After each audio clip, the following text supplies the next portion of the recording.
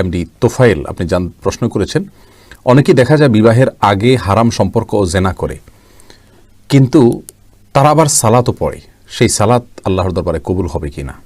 ভাই তোফায়েল, আপনি যে প্রশ্ন করেছেন এর চাইতে গুরুত্বপূর্ণ প্রশ্ন প্রাসঙ্গিক, যে বিবাহের আগে যে প্রেমের সম্পর্ক, তথাকথিত প্রেমের সম্পর্ক একজন ছেলে এবং একজন মেয়ের সাথে থাকে, এই সম্পর্কটি যদি শারীরিক সরাসরি জেনা পর্যন্ত নাও যায়, তথাপি এটি এক ধরনের জেনা।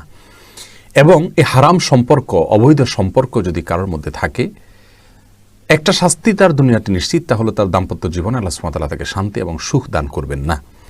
আর সেই সাথে এই জেনার যে অপরাধ, জেনার যে দায়, এর জন্য জাহান্নামের আযাব তার জন্য অপেক্ষা করবে। এটা বড় ধরনের একটি গুনাহ এবং কবিরা গুনাহ এবং বড় ধরনের অপরাধ। সেই সাথে যদি তিনি জেনা করছেন, অবৈধ সম্পর্ক রাখছেন কোনো মেয়ের সাথে বিবাহ বহির্ভূত, একই সঙ্গে তিনি সালাত আদায় করছেন, এরকম যদি হয়, আমরা আপনার প্রশ্ন উত্তরে বলবো তার সালাত কবুল হবে না, সেটা বলা যাবে না। বরং সালাত একটি স্বতন্ত্র ইবাদত, বরং এই অবস্থায় তার আরও ভালোভাবে সালাত আদায় করা উচিত। কারণ ইন্নাস সালাতা তানহা আনিল ফাহশাই ওয়াল মুনকার, সালাত মানুষকে অশ্লীল এবং অন্যায় কাজ থেকে বিরত রাখে, ফেরত রাখে, বাঁচিয়ে রাখে। যার কারণে সালাতের ব্যাপারে তিনি আরও বেশি মনোযোগী হওয়া দরকার।